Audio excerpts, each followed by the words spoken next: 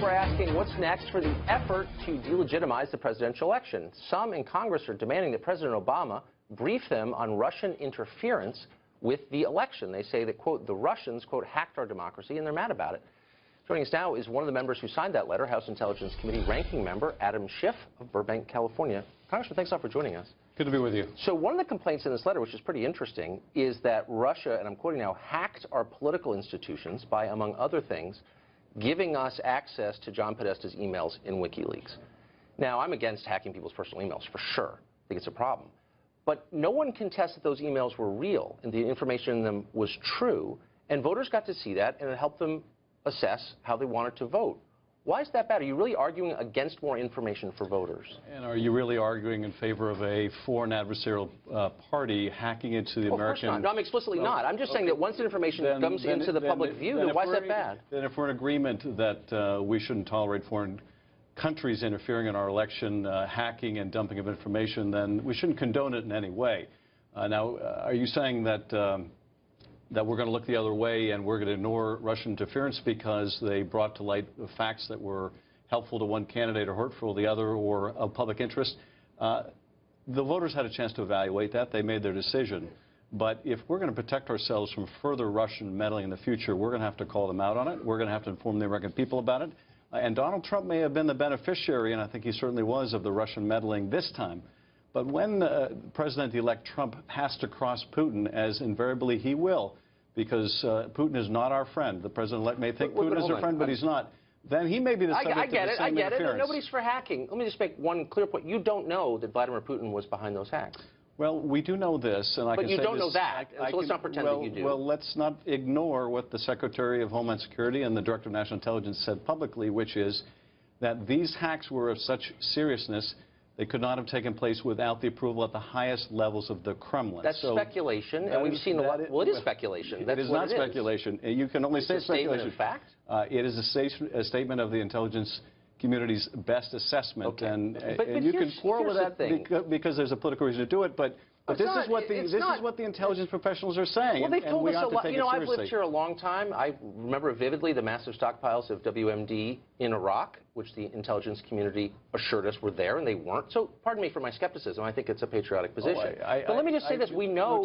Tucker, let me just say this: you don't have to take my word for it. You don't have to take I've been following this. Here's what I don't get. There's been a lot of hacking. The Republican members of the Intelligence Committee. But here we've had hacking think this is in dispute. of the Pentagon, the White House, the State Department. The CIA director's personal email was hacked. We think in some cases by Russia. I don't remember you holding a press conference and saying, hey, Obama administration, your cybersecurity is pathetic. In this letter to the president, you don't mention the fact that American cybersecurity is inadequate, that the administration is partly responsible for allowing these hacks to happen. Why don't you mention that? You haven't been watching the opening hearings. I don't think you have, because if you had, you would see me pressing the administration on the failures to protect our data, like the OPM hack, taking issue with the level of our cyber protection, which is wholly inadequate.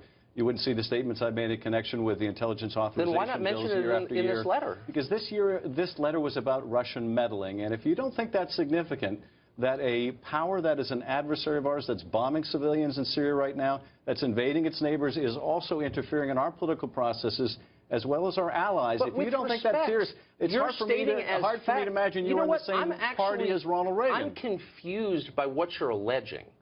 So you're saying that you believe the Russian government hacked John Podesta's emails and that voters knew too much, okay? Then you're saying what? That they hacked voting machines? I'm not saying the voters knew too much. Well, what are you saying? What are you saying? If the Russians hack into your emails and disclose... Which I'm against, by the way. And I'm against, too. But if they did that and disclosed things of public interest, I wouldn't seek to justify it. But I'm not justifying it. I would still want to condemn the Russians and protect us. I'm going to keep you here until you answer this question, which is, how specifically did the Russians make this election outcome different from what it would have been otherwise? How specifically did they, quote, hack our democracy? We will never know, whether this was determinative any more than Director Comey's involvement in the election. The means they used were hacking into democratic institutions and the leaking of documents designed in the primary process to sow division between the Clinton and Sanders camps, something we saw actually took place as a result of that. And then in the general election to attempt to discredit Secretary of State Clinton in a way that would harm her and would help Donald Trump. How did they do that? Well, it was pretty obvious, wasn't it? They hacked, they released documents that were real. Oh, yes, they were real, and they were ones that were damaging to Secretary Clinton. Can you point to documents that they disclosed that were damaging to the Republican Party? Let's just get to the bottom line. You're upset because you think this affected the election. I get why you're upset. But are you arguing that voters, and other reasons too, but are you arguing that voters should not have seen that information? This is an important point, though. It's not just the fact that it damaged the candidate I was supporting. All Americans, Democrats and Republicans, and particularly of the party of Reagan, ought to be concerned when we have Russia interfering in our political affairs. But are you arguing that voters should not have had the right to see that information? If you could take it back, would you say voters, you're not allowed to see that information? Well, I would say that we ought to stop Russia from doing this. Now, whether the press should publish the information or not, do you think they should? That is a different question. I think that there are some cases where the public interest is so great they should publish.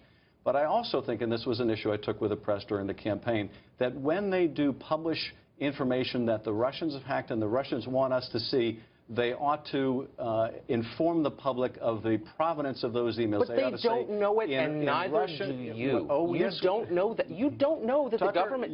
I think it's really irresponsible for you to say you know that the Putin government did this. You know what is irresponsible, Tucker, for you to make that claim without looking at the evidence, and more importantly, you can't say that you know the Putin government did that. More importantly, for the president-elect today, to say that he doesn't know whether the Russians... Look, you're on the Intel Committee. Let me just ask you one final question. Can you look right into the camera and say, I know for a fact the government of Vladimir Putin was behind the hacks of John Podesta's email? Absolutely. The government of Vladimir Putin was behind the hacks of our institution and the dumping of information. Of John Podesta's email. Not only in the United States, but also in Europe. Okay, you're not, you know what, you're dodging. And Tucker, so look and say, I know they did. John Podesta's email, they hacked those. And I think that Ronald Reagan will be rolling over his grave at your carrying water for the Kremlin. I'm not carrying water for the Kremlin. You're a sitting member of Congress on the Intel Committee, and you can't say they hacked.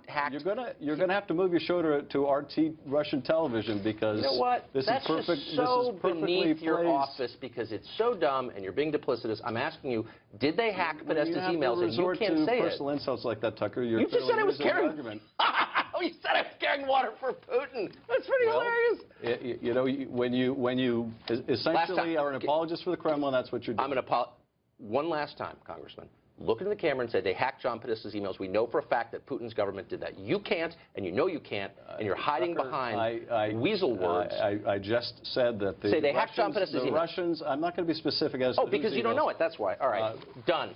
One. You don't know it, and you're alleging it without any evidence, and it's wrong. You're ignoring the evidence because you don't care. The fact that it helped the Republican candidate is all you need to know, apparently. That's totally false. I just think if you're going to make a serious allegation about an actual country with an actual government, you ought to know what you're talking about, and you don't. I think that you ought to accept. I got to go. I'm taking cash from Putin now. I'm on RT. Republicans on the Intelligence Committee have seen for a fact. If you could say it, you would, and you can't. And you know that. If you're willing to be in denial about this because it suits a Republican-elect president. Okay, whatever. You can blather on all you want, man, but I gave you a chance to state it clearly, and you wouldn't, which tells you everything you know. You all right. Or our president-elect. Okay. Not very much, apparently. I appreciate that, Congressman. And now I need to take a call from Vladimir Putin, so I'm going to put you on hold for 1 second.